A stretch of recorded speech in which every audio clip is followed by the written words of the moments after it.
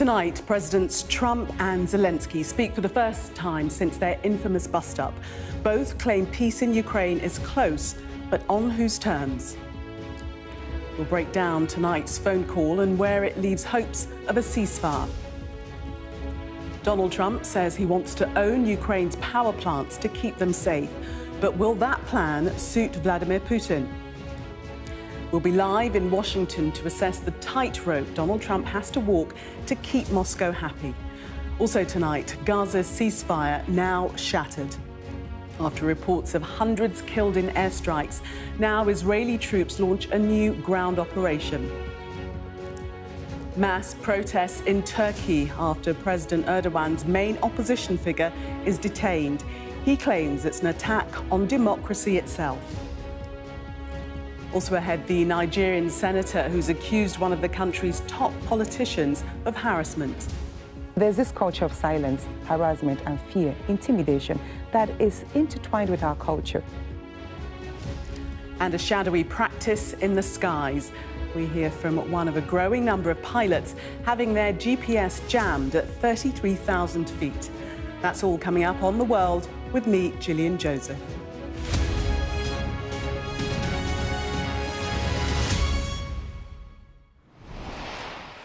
Good evening. Just how close is a ceasefire in Ukraine? If you listen to the Americans after tonight's phone call between Donald Trump and Volodymyr Zelensky, you were painted a rosy picture. A fantastic conversation, said the White House. We're closer to peace than ever before. President Zelensky matched the hyperbole, saying peace is possible this year. Their tone markedly different from the infamous bust-up we saw in the Oval Office almost 3 weeks ago. So, should we be more optimistic now? President Trump said today's call covered the same ground he discussed with Vladimir Putin yesterday.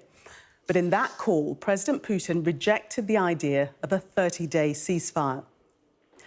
He also said he wouldn't do this: attack Ukraine's energy facilities. President Zelensky said his country had to deal with some 150 drone attacks overnight. President Putin appeared to break a promise he'd made just a day earlier. Well, now Donald Trump says he wants to take ownership of Ukraine's power plants. In his eyes, it's a way to ensure their security. To some, it might sound like a literal power grab. After all, he had previously spoken of carving up Ukrainian assets. But could it work? Would Putin accept it? The day started with the Kremlin speaking of mutual trust between Presidents Trump and Putin. But it sounds like someone is going to get played. The question we'll look at tonight is who? But first, our international correspondent, Alex Rossi, has our main report.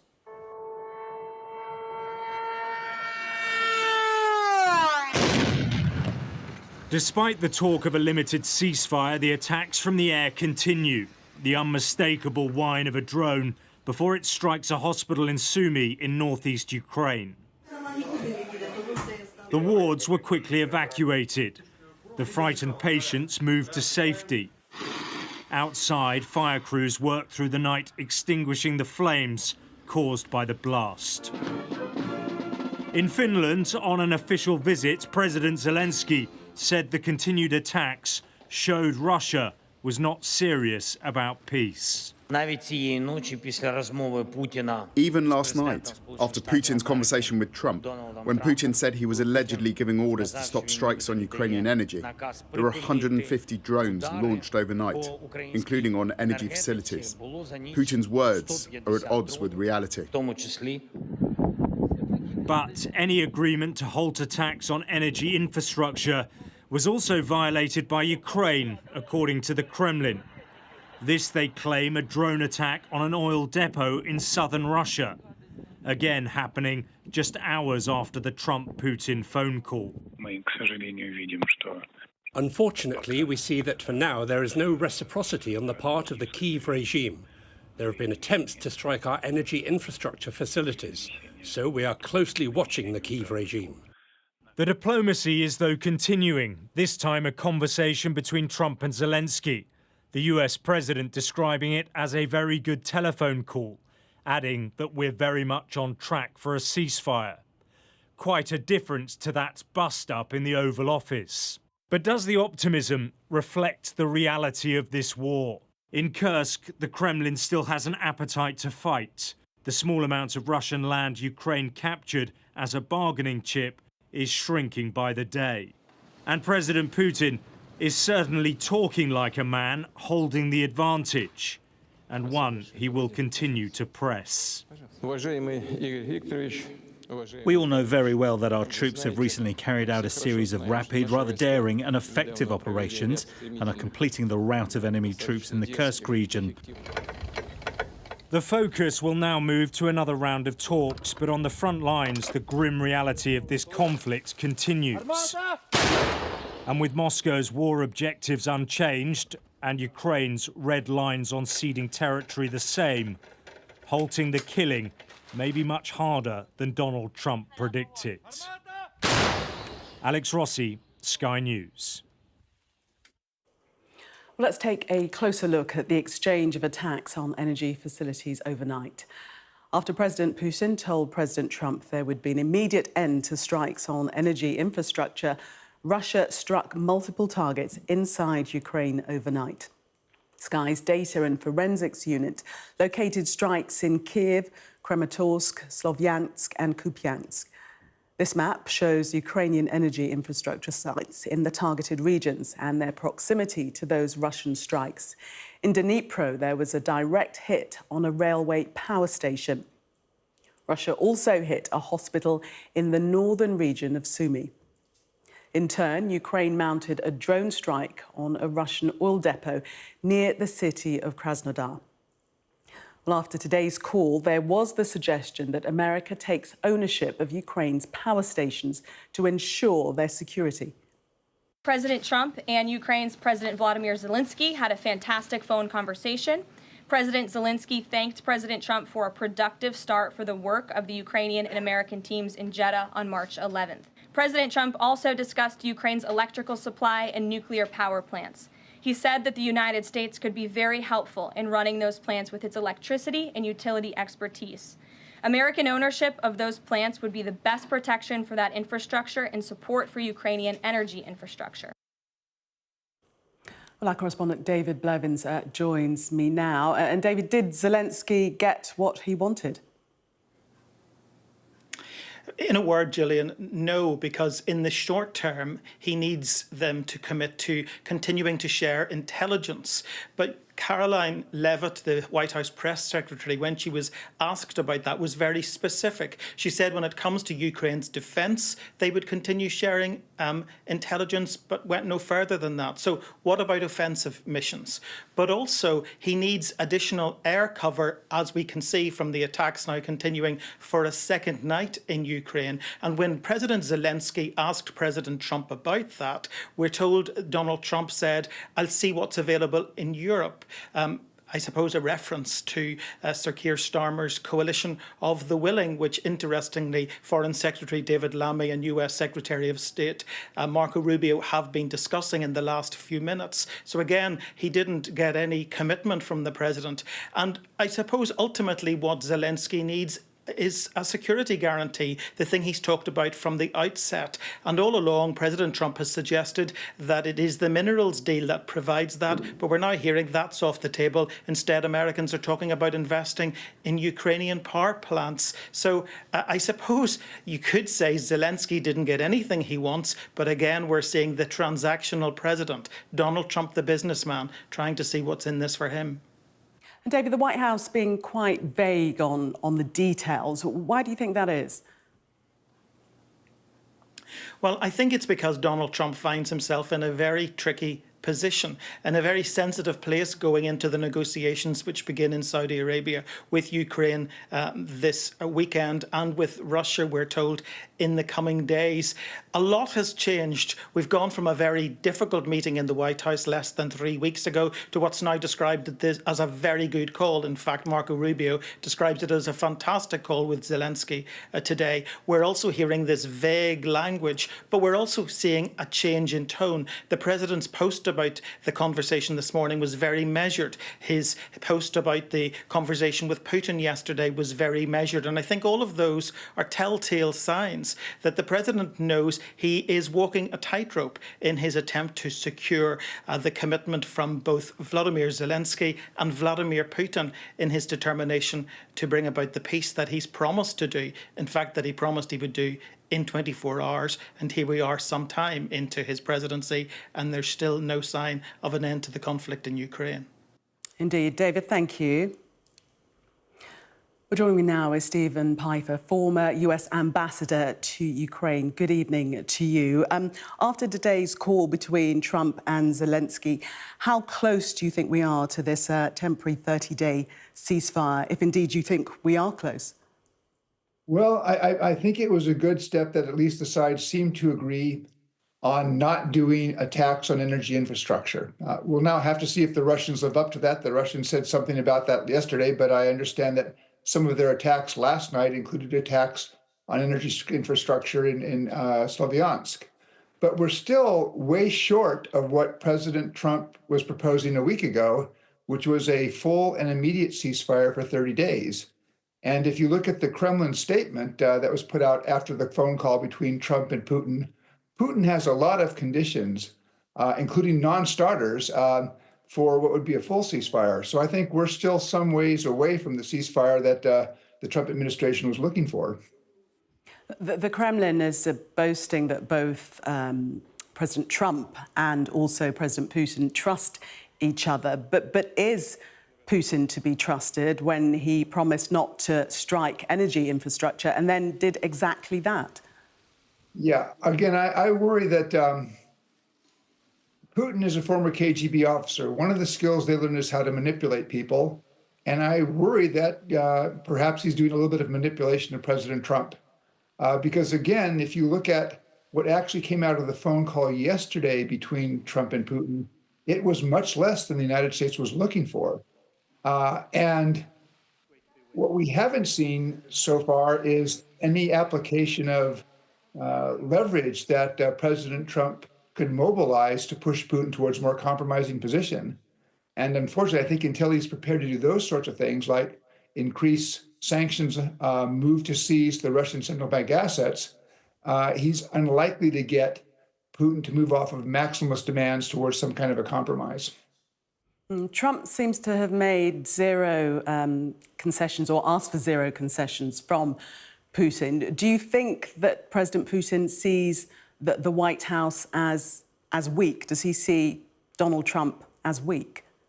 I fear that's the case, in that if you look over the past 5 or 6 weeks, you see a number of concessions that the United States has made to Russian concerns, going back to when Trump said in mid-February that Ukraine could not hope to join NATO or get all of its territory back.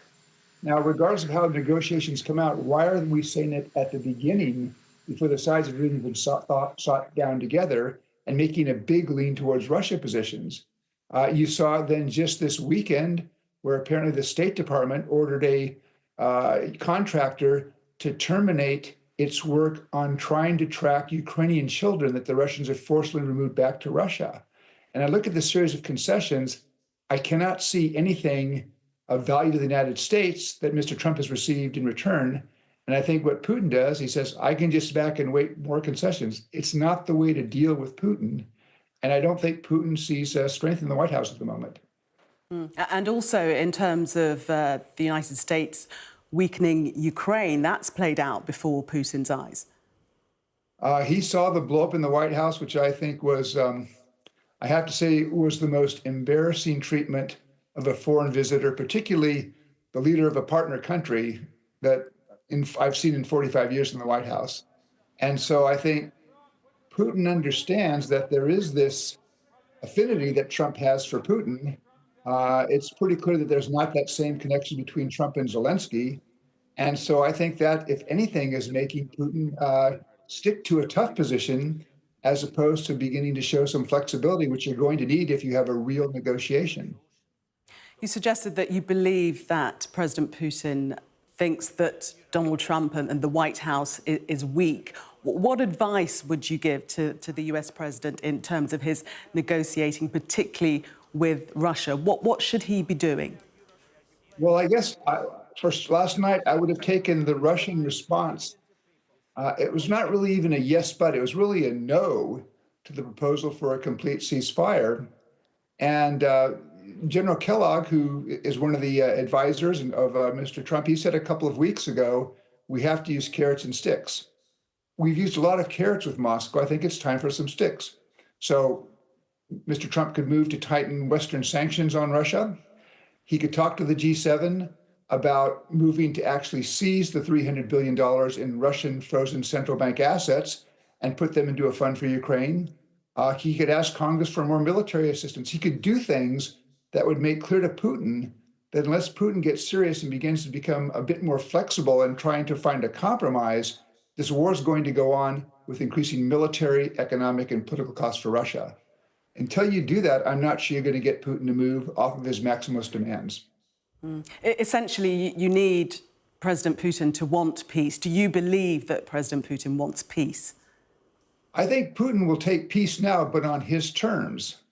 And his terms, which they've repeated as recently as 1 or 2 weeks ago, are loss of territory, neutrality, a demilitarization, denazification, by which they mean the removal of a government headed by a Jewish president. Those terms have not gotten easier. If anything, they've gotten more difficult and harder for. And so he'll accept peace on those terms. But otherwise, I think the signals are that he's prepared to continue the war.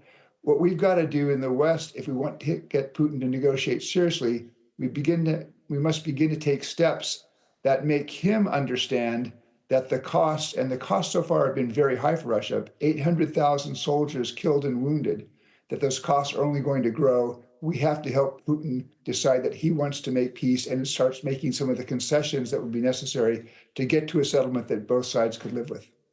Stephen Pifer, thank you very much for sharing your expertise with us, former US Ambassador to Ukraine. Thank you. Thank you. Sky News has filmed what's suspected of being a Russian spy ship in British waters. The vessel, called the Admiral Volodymyr, can be seen here passing through the English Channel, shadowed by a Royal Navy ship. The Admiral Volodymyr is officially classed as an oceanographic research vessel, but it is registered under the umbrella of the Russian Navy.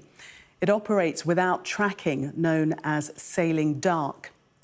According to an investigation by Nordic broadcasters in 2023, the Russian ship was involved in mapping undersea infrastructure, including cables in the North Sea. You are watching The World with me, Gillian Joseph. Still to come.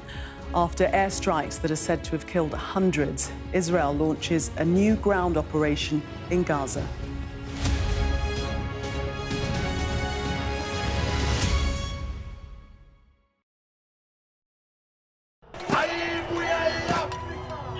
It's like a football final with only one team on the pitch. This isn't just a call to vote, but a call to remember. The freedom fought for by the African National Congress. I'm Yusra Al-Bagher, Sky's Africa correspondent based in Johannesburg, South Africa. A cyclone and 2 burst dams wiped out hundreds of generational homes. This was the second dam that the floodwaters hit before it tore into Derna. We are in the heart of Nairobi, and we're watching as protesters were heavily tear gassed. The sheer fearlessness and persistence of these guys is astonishing. We help you understand the world with us. I remember going into the iconic Omdurman market in the heart of Sudan's capital for the first time since the war started. And this is what's left of it. Bullet holes through buildings, shelled balconies, bullet cases on the floor. I witnessed the complete destruction of a place linked to my childhood memories and the lives of millions of people. This is insane. This was a bustling residential area.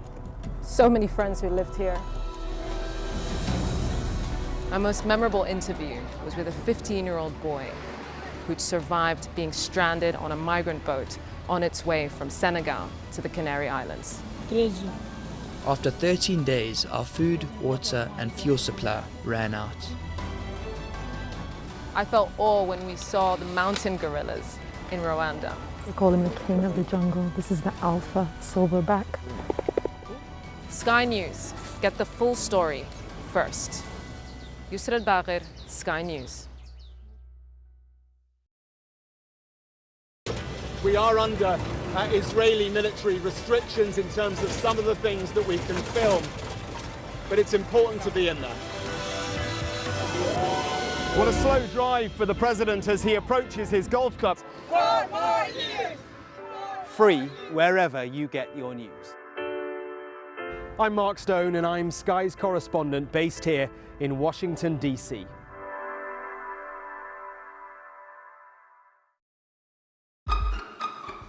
We've got your Sunday mornings covered.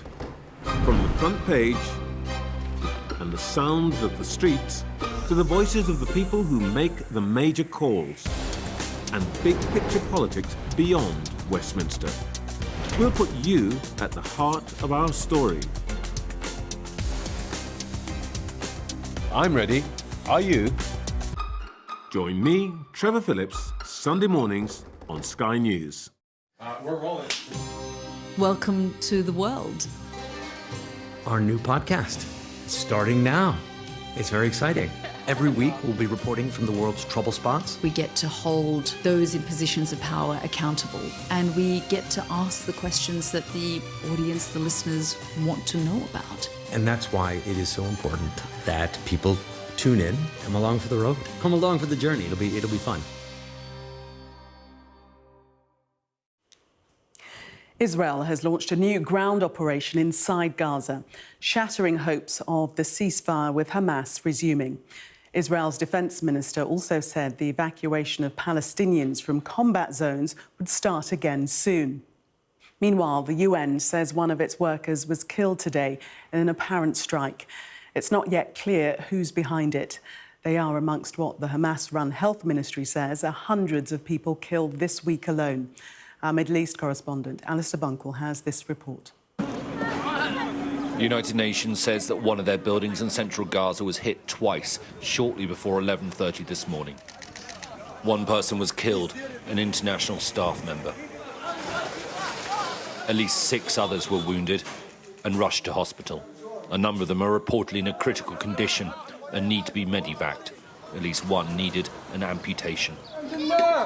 The IDF has denied carrying out the strike, but has given no alternative explanation. And the United Nations has said that their compound was targeted and claimed it was not an accident. There were no other buildings nearby. It was a very well-known premises, and it was in an isolated area. Israel has been hitting Gaza for a second day after it broke the 2-month ceasefire yesterday morning. In what could develop into another major escalation, the IDF has also started a ground operation in parts of central and southern Gaza, and the country's defense minister has warned of more to come. The Air Force attack against Hamas terrorists was only the first step. The rest will be much more difficult, and you will pay the full price. The evacuation of the population from the battle zones will soon begin again if all the Israeli hostages are not released. The renewed fighting has been criticised by governments around the world, including some of Israel's closest allies. I'm deeply concerned about the resumption of Israeli military action in Gaza. The images of parents carrying their children, young children, to hospitals have emerged over the last few days are truly shocking. The resumption of Israeli strikes yesterday, despite the efforts of mediators, is a dramatic step backwards. Dramatic for the Palestinians, once again plunged into the terror of bombardments, and dramatic for the hostages and their families. For a second day running, there were protests in Jerusalem against Netanyahu's government and the renewed violence in Gaza. Thousands marched calling for the war to end. Hamas tonight has said that it is ready for new ceasefire talks, but Netanyahu has said that negotiations will now only happen under fire.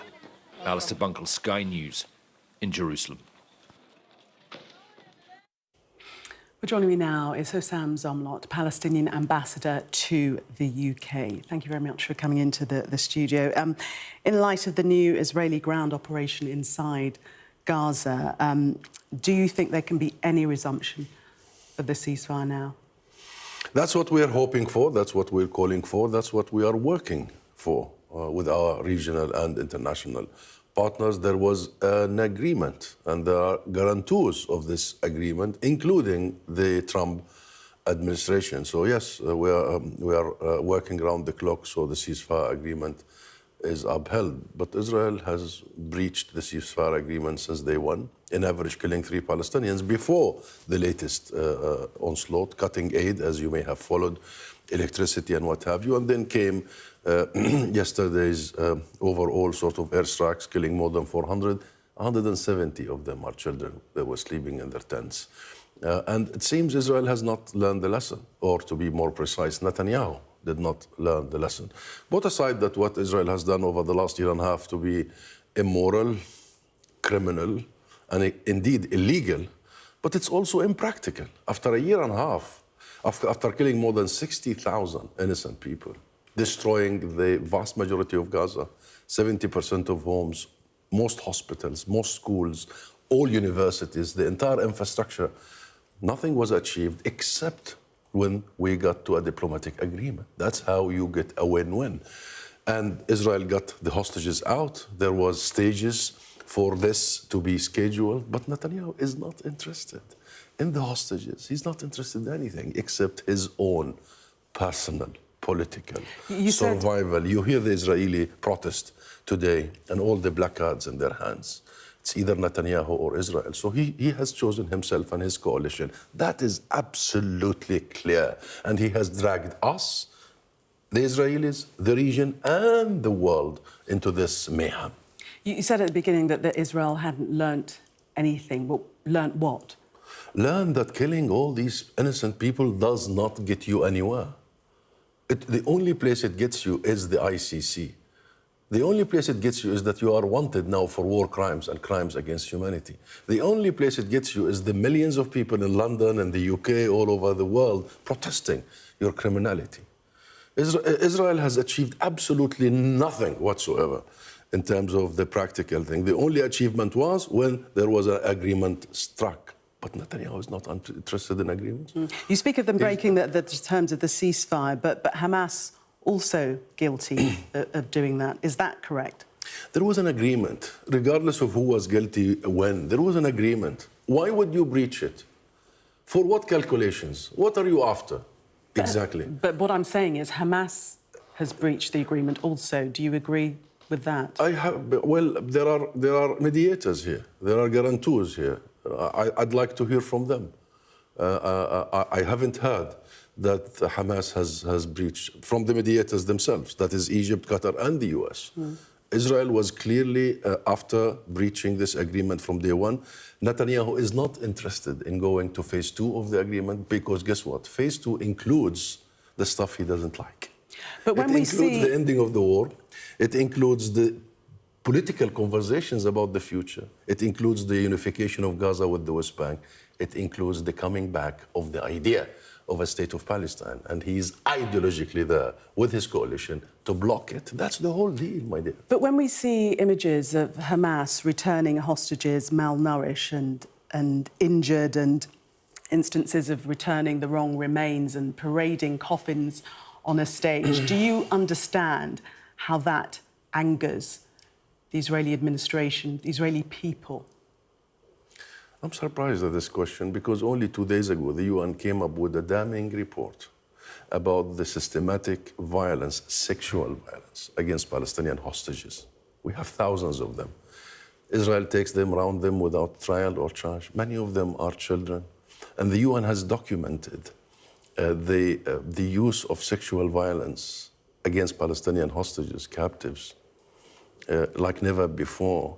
And I quote the report saying that what these hostages have, the Palestinian side, the captives, the detainees have gone through is more than any human can bear. And we still discuss this Israeli propaganda. I mean, it's good that people are freed. People have to be respected under international law. All hostages must be freed. What is the Israeli propaganda? But the Israeli propaganda is that it's the Palestinian side all the time, for years, for decades, not just now, are the maximalists, the extremists, the violent, when in fact violence has been exercised against us for decades. Systematic rule of apartheid that has given the slightest regard to human life, dignity, to international law. And the issue of Palestinian detainees is there to be treated. So nonetheless, it's good that hostages are released from both sides. It's good that we were going in that direction. Enough suffering from both sides. But here you go. Netanyahu is not interested in that path. He's not interested in his hostages. And I hear all these racist remarks, like some Palestinians are fat. Where is the starvation? I mean, you are starving the children and the most vulnerable. People have frozen to death in the last few months because of you cutting energy, electricity and water. And then you come and say this person was not really treated. I mean, this is a whole system of oppression, a whole system of denial of basic rights that needs to be focused and focused on, not the gritty-nitty details. The agreement that was reached had the potential of actually getting us where we want to all go, which is the root cause of all this. The root cause of all this is not this group versus that group. The root cause of all this is decades-long occupation, colonization, apartheid, besiegement of people, denial of basic rights. And I believe you me, now with the Arab world sitting there in Cairo and deciding in a united manner that there is a future, there is a way forward, we have an opportunity to counter Netanyahu and the Smotrich and all these fanatics, and to really provide a future, not only for us, the Palestinians, the Israelis, and the region, and perhaps the world, because what is happening with us will affect the rest of the world. But you want to stop the fighting. You want to stop the fighting now. Of course. The easiest way to do that would be to return all of the hostages. Would you advise Hamas that that is what they should do? Well, I would advise everybody to stick to the agreement. We have to stick to the agreement. But specifically, would you advise Hamas to return the hostages? The agreement includes returning all the hostages in 3 phases, in 2 phases for the hostages, by the way. So I advise everybody to stick to the agreement. You see, for the previous 15 months since October 2023, Israel has dismantled international law. It has dismantled international order completely. Now it is dismantling diplomacy. What is the essence of diplomacy? The essence of diplomacy is once you have reached an agreement, you have got to honor it, upheld it, respect it. Now it's gone. Now you can change the goalpost anytime. You say, no, I like that bit of the agreement, I like this bit of the agreement, and the situation around me has changed. Netanyahu is a calculator. He's just a politician. That both sides have to uphold the agreement. Absolutely, 100%. And please go back to the mediators, go back to the international community, go back to the reports, and you'll see who has breached this agreement and why. It is very clear this current Israeli government is not interested in any way forward. They just want to have perpetual, permanent war. Why? It serves them. It serves them very well. But why? Because Netanyahu is in so much trouble. In so much trouble legally, and you know he's in court every day, in so much trouble with his own people. The majority of the Israeli people do not want this war to continue. Please go back to the polls. And he is so much in trouble with his own coalition because he has been in bed with the most fanatics, supremacists, racists, like Smotrich and Ben Gvir, who would tell him if he doesn't continue pedaling in the direction of war, they will bring him down. That's the whole thing. The whole thing has nothing to do with peace, with stability, with the future of Israel, let alone the region. It's all about the future of few strong men in Israel. And I've seen the images from Tel Aviv today that the Israeli people are telling these people, these leaders, enough is enough. This is no longer about us and about Israel. This is about you, and we don't accept it. So this is the truth. This is the truth. Husam, Zomlot, Palestinian ambassador to the UK, thank you very much for joining us this evening and sharing your views. Thank you. Just want to bring you some breaking news that's come into us. We're hearing that Zelensky is saying his conversation with Donald Trump was substantive.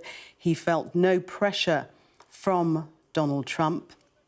He says that Ukraine is ready to discuss US involvement in Zaporizhia's plant's restorations, and the discussions are in the early stages.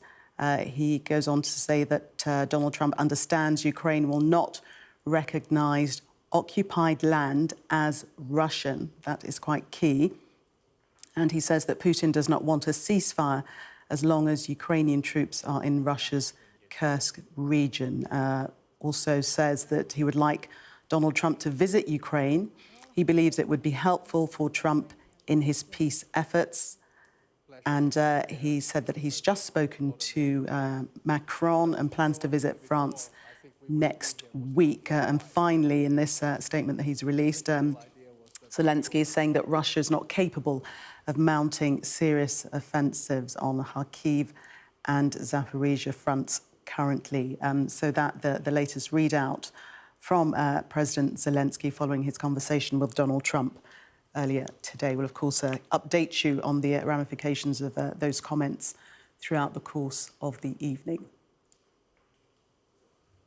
You are watching The World with me, Gillian Joseph. Still to come, a mass show of support for Istanbul's mayor after he's detained in a Turkey corruption and terrorism investigation.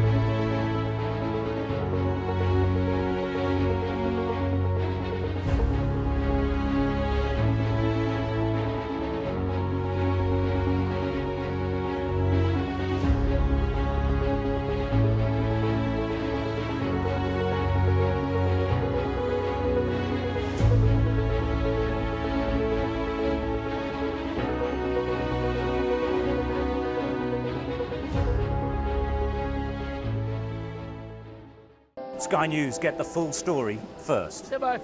Is this now all your territory? Yeah. The battlefield is outside the barricades. We are in the middle of a forest, in a jungle really, and they're attempting to keep these men alive. I'm Stuart Ramsey, and I'm Sky's chief correspondent. It's really dangerous. Many people have died riding it.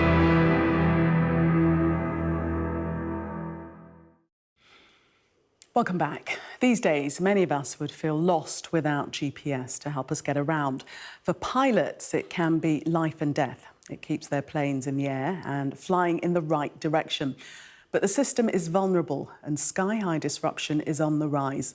Sky's foreign reporter Michael Drummond looks at who could be messing with GPS and why.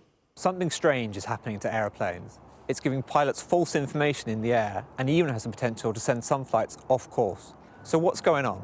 This is the result of GPS interference, a shadowy practice that affects the way that we navigate every day by car, by sea, and in the planes above us. If you've flown for a sunny getaway in Cyprus or jetted off to Eastern Europe in the last few years, it's very likely that your plane experienced GPS interference and you had no idea. So what actually is happening? There are a couple of ways to mess with GPS on an aircraft. GPS jamming will make the plane have to rely on other ways of navigating. GPS spoofing is much more serious and involves sending out false signals that can fool planes into thinking that they're hundreds of miles away from where they actually are. We've spoken to pilots who have had their GPS jammed while at 37,000 feet, and they say that while it is a nuisance, it's something that they can deal with. But there is an element of risk too. GPS spoofing can corrupt certain systems on board flights, and there are voices in the industry that are worried about what could happen in the years to come. So where does GPS interference happen? It's been detected all over the world, particularly in the Middle East and Eastern Europe. Experts and pilots point towards a small piece of Russian territory called Kaliningrad near Poland as a centre around which they've found lots of GPS interference. The UK's former Defence Secretary, Grant Shapps, had his plane GPS jammed while he was flying near the territory last year. Pilots insist that flights are safe and can keep taking off and navigating as normal. It's not clear what the future holds for the use of GPS in aviation, but in the meantime, complaints about GPS interference are growing louder and louder. Well, joining me now is Sean Fitzpatrick, an aviation expert and pilot who's experienced GPS jamming while flying commercial aircraft. Welcome to you. Thank you very much for joining us this evening. And we've had a bit of an explanation, but perhaps if you could explain it in terms of people's GPS in their cars. What does it mean? What does it do? Good evening, and thank you very much for having me. To put it in context, as you mentioned for your viewers, as what one might experience in their cars with a GPS jamming event, it would essentially mean if you were driving from, say, Heathrow to downtown London and your car experienced a GPS jamming event, you would just lose the navigational information on the car, or through Google Maps or Waze, whatever platform you might be using. And essentially, it will just tell you that we've lost the signal.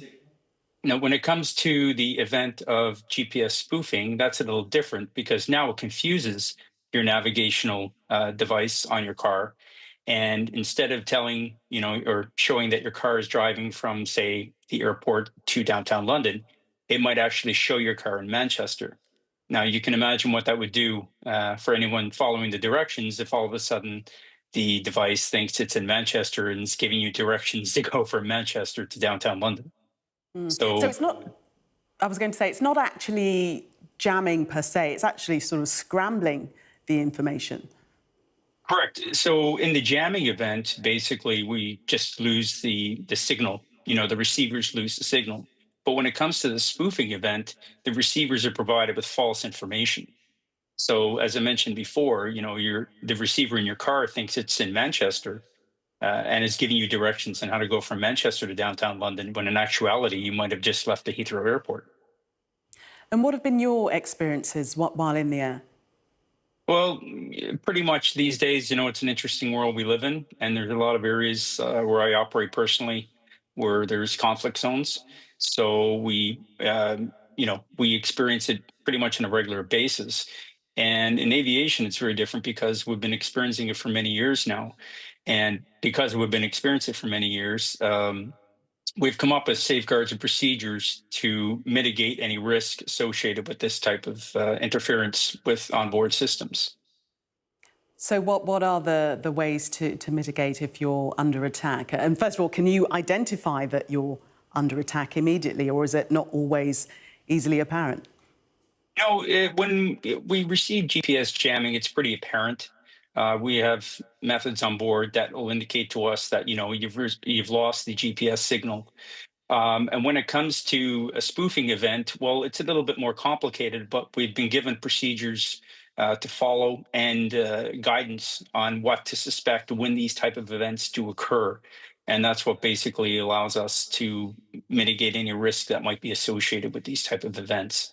So what do you actually do? I was just going to ask, sorry, running out of time, but what do you actually do to combat this jamming episode? So typically what we would do is we would inhibit the GPS signal on board the aircraft, and we'll rely on more conventional navigation aids to provide us with guidance until we're out of the areas where we know that the GPS jamming or interference is occurring. And then once we're out of those areas and we have reliable signals again, we can just, reintroduce the GPS signal back into the aircraft systems. And you alluded to the fact, are there specific areas over which it's more likely to occur? Yes, any areas around the globe where you have conflict going on, in the far part or in the eastern part of Europe for sure, in certain parts of the Middle East and certain parts of Southeast Asia, where you have, conflict going on, where military operations are going on, it's quite common to find these type of events that do occur. I mean, this year we have seen some awful aviation disasters. Is there any likelihood that any of those could have been because of GPS jamming? And would it be possible to prove that? Well, while many of those events are still under investigation, it wouldn't be prudent for me to say that absolutely no, but I highly doubt that any of those events that have occurred would have anything to do with GPS jamming or spoofing events. Thank you so much for sharing your expertise with us, Sean Fitzpatrick, aviation expert. Thank you. Thank you for having me. Turkey has been thrown into political turmoil after a key rival of the president, Recep Tayyip Erdogan, was detained. The mayor of Istanbul, Ekrem İmamoğlu, was rounded up along with other prominent figures as part of an investigation into alleged corruption and terror links. It's happened just days before Mr. İmamoğlu was expected to be nominated as his opposition party's candidate for the 2028 presidential election. He posted this online as police arrived at his house. Hundreds of police officers have piled up. We are facing great tyranny, but I want you to know that I will not be discouraged. I love you all very much. I entrust myself to my nation. Let my entire nation know that I will stand tall. I will continue to fight against that person and his mind that uses this entire process as an apparatus.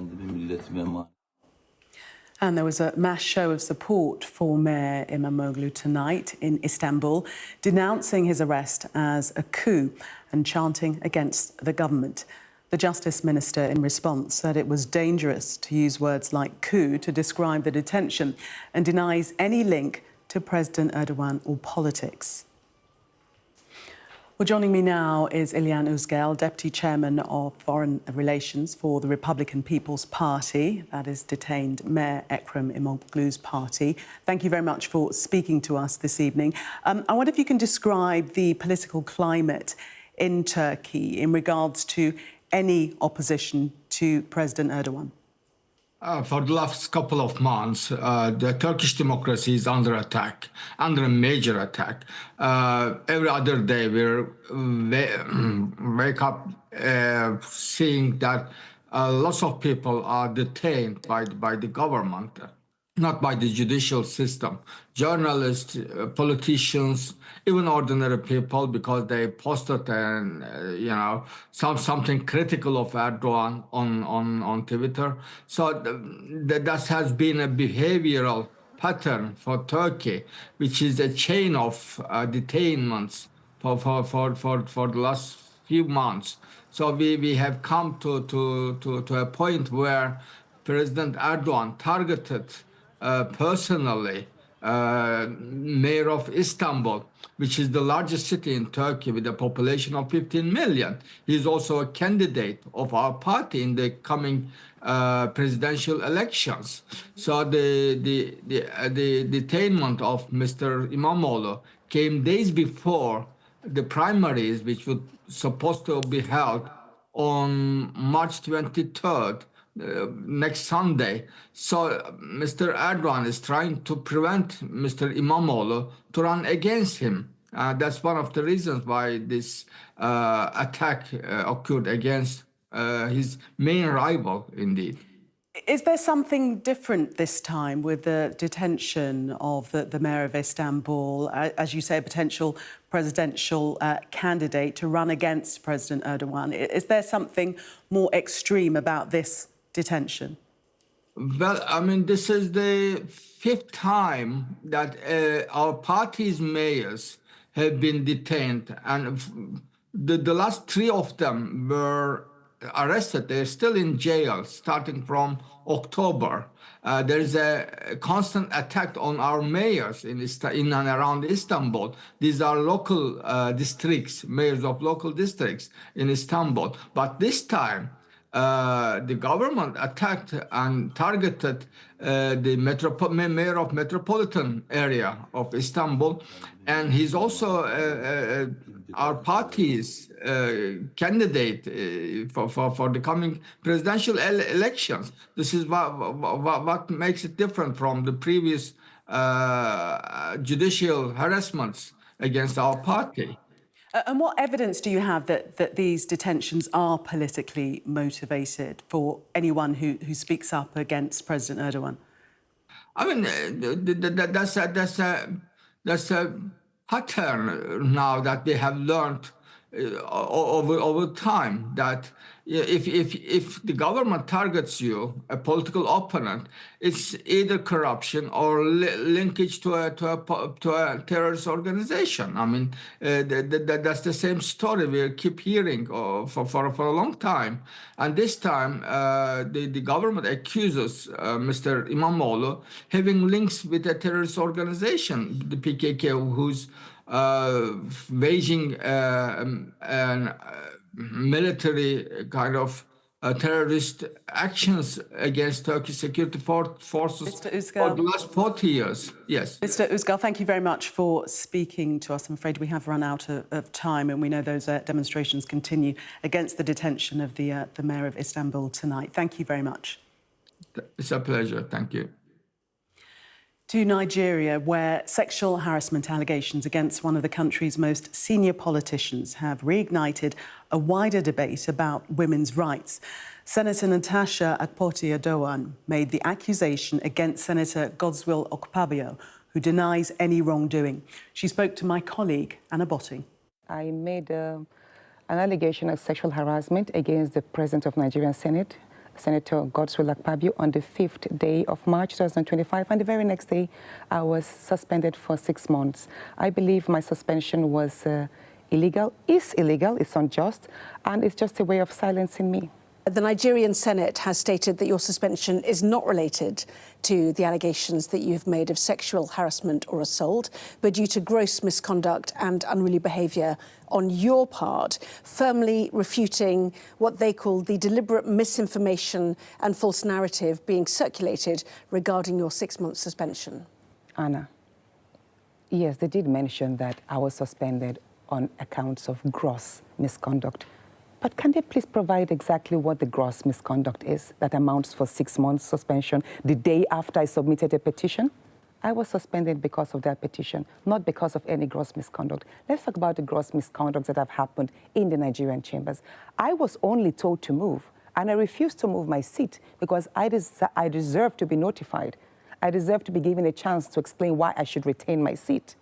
But you see, I have seen in that chambers where men fight, where senators throw items at each other, curse each other, shout at each other, you know, but they were not suspended. Why? Because they are men? You know, there's this culture of silence, harassment and fear, intimidation that is intertwined with our culture, whereby a woman is supposed to sit pretty, to be seen only and not heard. I experienced sexual harassment over the past 1 year in the hands of the Senate President. And this sexual harassment, because I refused to yield to his demands, turned into malice, whereby my rights and privileges as a senator were being deprived. I found the courage to speak up. Yes, the breaking point was that moving me from that seat. Silently, I have had to endure a whole lot. Are you able to tell us the allegations that you are making against him then? Things got difficult for me. I was always complaining, I have this motion to pass, he's not letting me. And my husband will actually walk to him because they are friends. My wife has a very important bill. her constituency need this. Why don't you give her a chance to speak? And he'll tell me, okay, next time, next time. So he deliberately kept on denying me this. And each time I walk to him alone, he'll tell me, you know what? Right here, I'm the chief presiding officer of the National Assembly. So you have to please me, make me happy to get these privileges. And that happened several times. And because I refused, it developed into malice. He obviously denies the allegations. You've been speaking out very publicly about this, which presumably alludes to the one-sided part of this debate. Was it wrong for you to broadcast this on television, do you think, to make the allegations that way? Which other way was I going to make it that would have made my voice heard? Well, we have attempted several times to contact the Nigerian Senate President, Godswill Akpabio, offering the opportunity to respond to our interview. Neither he nor his office has responded. He has previously denied all of the allegations made by Senator Natasha Akpoti-Uduaghan. And that is it for The World this evening. Yalda Hakim returns tomorrow night. And stay with us now if you can. I'll be back in a moment with Sky News at 10. Much more on that conversation between Donald Trump and President Zelenskyy following negotiations on that 30-day ceasefire in Ukraine between Russia and Ukraine. Stay with us for much more.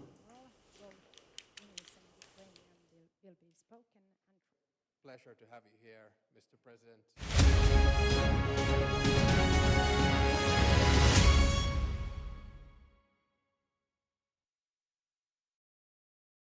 We're rolling.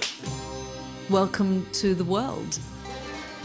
Our new podcast, starting now. It's very exciting. Every week, we'll be reporting from the world's trouble spots. We get to hold those in positions of power accountable, and we get to ask the questions that the audience, the listeners, want to know about. And that's why it is so important that people tune in, come along for the road, come along for the journey. It'll be fun.